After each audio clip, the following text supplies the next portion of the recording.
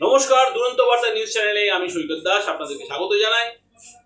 আজকে যে খবরের শিরোনামে উঠে আসছে, আমরা জানি দীর্ঘদিন ধরে তৃণমূল কংগ্রেস ভেঙে যাওয়ার পর থেকে একের পর এক সমস্ত নেতা মন্ত্রী থেকে শুরু করে সাংসদ থেকে শুরু করে প্রত্যেকে কিন্তু ইস্তফা দিচ্ছেন এবং বিরোধী হয়ে উঠেছেন। হ্যাঁ, যে তৃণমূল কংগ্রেস এতদিন একটি অন্য জায়গায় ছিল, 15 বছর সরকার যেভাবে চালিয়েছেন, কিভাবে চালিয়েছেন আপনাদেরকে নতুন করে বলতে হবে না। সেই সরকার ছেড়ে আজকে প্রত্যেকে যারা সরকারে এতদিন ছিলেন, খেয়েছেন, পড়েছেন, মেখেছেন, তোলা তুলেছেন, সেই সমস্ত নেতা মন্ত্রী থেকে শুরু করে প্রত্যেককে আজকে দল ছেড়ে দিচ্ছেন এবং দলের বিরোধিতা করছেন, বিরোধী দল হয়ে উঠেছেন প্রত্যেকে। আজকে বড় খবর, কল্যাণ বন্দ্যোপাধ্যায় উনি কিন্তু স্বয়ং অভিষেক বন্দ্যোপাধ্যায়ের এতদিন ধরে যে মামলা চলছে, সেই মামলার জন্য অভিষেক বন্দ্যোপাধ্যায়, কল্যাণ বন্দ্যোপাধ্যায়, যিনি দীর্ঘদিন ধরে রাজনীতির সঙ্গে যুক্ত, 40 বছর ধরে উনি কিন্তু রাজনীতির সঙ্গে যুক্ত এবং 45 বছর ধরে উনি কিন্তু পেশাগতভাবে আইনজীবীর সঙ্গে যুক্ত এবং কলকাতা হাইকোর্টের উনি কিন্তু একজন সিনিয়র অ্যাডভোকেট হিসাবে প্রতিষ্ঠিত এবং তৃণমূল কংগ্রেসের একদম উত্থানের সময় থেকে উনি কিন্তু সমস্ত মামলা মমতা বন্দ্যোপাধ্যায়ের সঙ্গে ছিলেন, দলের সঙ্গেও ছিলেন এবং মামলা সংক্রান্ত সমস্ত পদক্ষেপও কিন্তু উনি নিয়েছিলেন।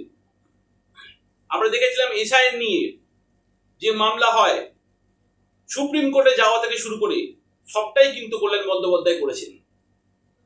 আজকে দিনে দাঁড়িয়ে অভিষেক বন্দ্যোপাধ্যায়ের কিন্তু কেসটা উনি কিন্তু দেখছিলেন, কিন্তু অভিষেক বন্দ্যোপাধ্যায় হঠাৎ করে উনার যে জুনিয়র অ্যাডভোকেটের নাম অয়ন, তাকে তার মামলাটি তুলে দেয়, অর্থাৎ হস্তান্তরিত করে দেয়।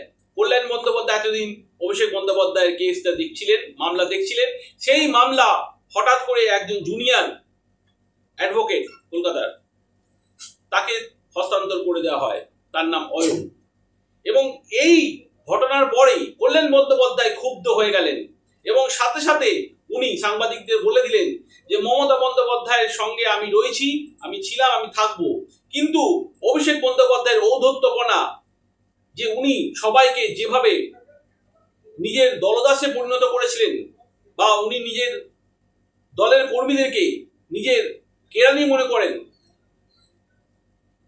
ঠিক একইভাবে আমাকেও উনি নিজের অফিসের কেরানি মনে করেন এবং ডাস্টবিন হিসাবে আমাকে ট্রিট করছেন। সেই কারণেই আমি অভিষেক বন্দ্যোপাধ্যায়ের সঙ্গে কোনো রকম ভাবে সম্পর্ক রাখতে চাই না, অভিষেক বন্দ্যোপাধ্যায় কোনো মামলা আমি করবো না। এবং অভিষেক বন্দ্যোপাধ্যায় সরাসরি অভিষেক বন্দ্যোপাধ্যায় সবাই এই কথাও বলে দিলেন, উনাকে উল্লেখ করে, যে অভিষেক বন্দ্যোপাধ্যায় যদি দলে থাকে তাহলে আমি এই দলে আমি থাকবো না। মানে উনিও কিন্তু বলে দিলেন ইস্তফা দিয়ে দেবেন। বুঝতে পারছেন বিষয়টা? একের পর এক প্রত্যেকে ঘুরে দাঁড়াচ্ছে। এই বস, অভিষেক বস এই এবি যে দীর্ঘদিন ধরে প্রভাব বিস্তার খাটিয়েছিল, এক ফোনেতেই অভিষেক ব্যানার্জির কথায় সবাই কিন্তু ওঠা বসা করত, সেই অভিষেক ব্যানার্জির বসগিরি আজকে কিন্তু প্রত্যেকে অপছন্দের জায়গা তৈরি হয়ে গেছে এবং একের পর এক বিরোধিতা করছে। আমরা দেখেছিলাম গতকালকে ঋতুব্রত বন্দ্যোপাধ্যায় একইভাবে বললেন যে উনাকে যখন ফোন করা হয় তখন উনাকে বলেছিল যে আমি বসের অফিস থেকে বলছি। তখন ঋতুব্রত বন্দ্যোপাধ্যায় নাকি বলেছিলেন যে কোন বস, কে বস, আমি তো একটাই বসকে চিনি, হুগো বস। উনি কিছু ব্যবহার করেন, সেগুলো কিন্তু হুগো বসের জিনিসপত্র, উনি তো ওইটাই জানেন। এইভাবে উনি কিন্তু কটাক্ষ করেছিলেন অভিষেক বন্দ্যোপাধ্যায়কে, যার এতদিন নির্দেশে গোটা দল চলেছে। আজকে সেই পুরনো রাজনীতিবিদ কল্যাণ বন্দ্যোপাধ্যায়, যিনি কিন্তু মমতা বন্দ্যোপাধ্যায়ের হাতকে শক্ত করার জন্য দীর্ঘদিন লড়াই করে গেছেন, সিঙ্গুর আন্দোলন থেকে, যেখান থেকে তৃণমূল কংগ্রেস তৈরি হয়, সেইখানে থেকেও উনি কিন্তু সমস্ত আইন মামলা সমস্ত কিছু করেছিলেন। আজকের দিনে দাঁড়িয়ে অভিষেক বন্দ্যোপাধ্যায় যেভাবে উনাকে অপসারিত করলেন, উনার হাত থেকে এই মামলাটি একটি জুনিয়র আইনজীবীকে যখন দিয়ে দেওয়া হলো, তখন উনি কিন্তু সেটা আত্মসম্মান বোধে লিখেছেন। এবং সেই প্রসঙ্গেই উনি কিন্তু আজকে যেখানে অভিষেক বন্দ্যোপাধ্যায়কে নোটিশ জারি করা হয়েছে আদালতে হাজির হওয়ার জন্য, 6টার মধ্যে অভিষেক বন্দ্যোপাধ্যায়কে হাজির হতে হবে, ঠিক সেই একই দিনে কল্যাণ বন্দ্যোপাধ্যায় সরাসরি একেবারে বলে দিল সাংবাদিকদের পক্ষ দিয়ে এই বার্তাটি পৌঁছে দিলেন মমতা বন্দ্যোপাধ্যায়ের কানে। পরিষ্কার উনি জানিয়ে দিলেন যে অভিষেক বন্দ্যোপাধ্যায় যদি দলে থাকেন তাহলে আমি এই দল থেকে আমি পদত্যাগ করব, আমি এই দলে থাকবো না। আমি মমতা বন্দ্যোপাধ্যায়ের সঙ্গে ছিলাম, থাকবো, কিন্তু অভিষেক বন্দ্যোপাধ্যায়ের এই ঔদ্ধত্যপনা আমি কিন্তু মেনে নেব না। আমি অপমানিত হয়েছি। কি হবে আগামী দিনে? উনি কি দল ছাড়বেন না দলে থাকবেন? না অভিষেক বন্দ্যোপাধ্যায় এবং মমতা বন্দ্যোপাধ্যায় এই যে একসাথে থাকা, আবার কি দুজনে কি মিলেমিশে এক হয়ে যাবে? আবার কি মানে এই বিষয়টাকে নিয়ে ক্ষমা চাওয়াচি হয়ে গিয়ে সম্পূর্ণ বিষয়টি আবার থিতিয়ে পড়বে? রাজনীতি বড়ই অদ্ভুত ব্যাপার, কখন যে কি হয় বোঝা মুশকিল। আপনাদেরকে আমি বলেছিলাম রাজনীতি এখন জ্যোতিষশাস্ত্রের মতন হয়েছে, একেবারে কোন গ্রহ কখন যে ঘর চেঞ্জ করে ফেলে কেউ জানে না।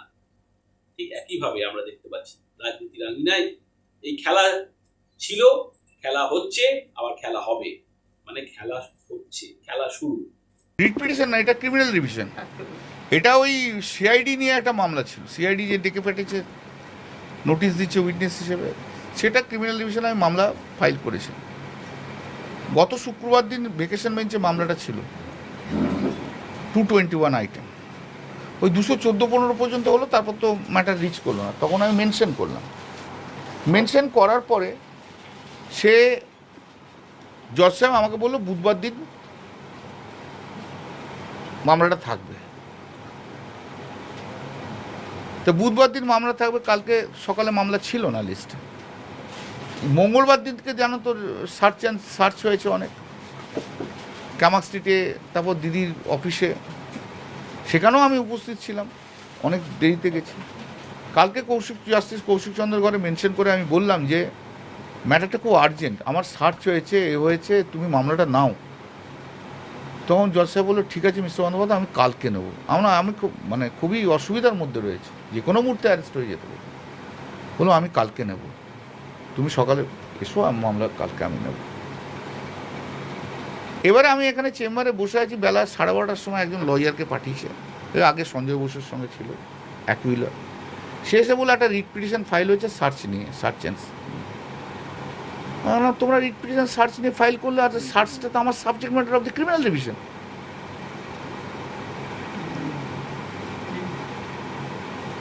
তো আগে সার্চ ইলিগাল কি লিগাল তার ভিত্তিতে তো জজ ওখানে অর্ডার দেবে, সে তো সাবজেক্ট ম্যাটার হয়ে গেল আমার। তো আমি তো ওখানে অ্যাফিডেভিট করছি, তো তোমরা একবার কেউ আমাকে জানালে না রিট পিটিশন ফাইল করেছো? বলে না, ওপর থেকে ইনস্ট্রাকশন এসছে। না কিশোর দত্ত করছে, আমরা করুক কিশোর, তাহলে কোনো অসুবিধা নেই আমার। কিন্তু তোমরা আমাকে দেওয়ার মামলা করো, কারণ তোমাদের যখন ডিফারেন্ট ওপিনিয়ন, ডিফারেন্ট লোকের রয়েছে, তাহলে আমাকে করার দরকার নেই। আমাকে ডাস্টবিন হিসেবে ট্রিট করো না, আমাকে বলে দাও ঘন্টাখানেকের মধ্যে আমি করবো কি করবো না, কিছুই জানাইনি। আমি সন্ধ্যেবেলায় কালকে পড়ে আবার রেডি হলাম, যা মামলা করতে কিছু যখন জানাইনি। রাত্রি 12:30টার সময় আমার ছেলেকে টেক্সট করে বলেছে যে আমাকে থাকার দরকার নেই, অয়ন ভট্টাচার্য থাকবে। তো আমি মামলা ছেড়ে দিয়েছি, এত জুনিয়র ছেলেরা থাকবে। আর আমি 45 ইয়ার্স প্র্যাকটিস, একটা সিনিয়র লয়ারের সঙ্গে কীভাবে কথা বলতে হয়, কীভাবে তা শুনতে হয়, তা তো বললো সেটা কিচ্ছু জানে না। এত অ্যারোগেন্সের কী আছে? শিক্ষা পায় না, সময় থেকে শিক্ষা পেল না। আমি তো কামাক স্ট্রিটের এমপ্লয়ি নই।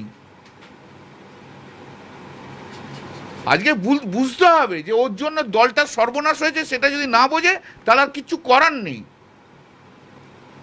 ওর অ্যাটিটিউড, ওর অ্যারোগেন্স, আমি হচ্ছে পশ্চিমবাংলার নাম্বার 1 সৎ পলিটিশিয়ান, আমি বলে দিলাম।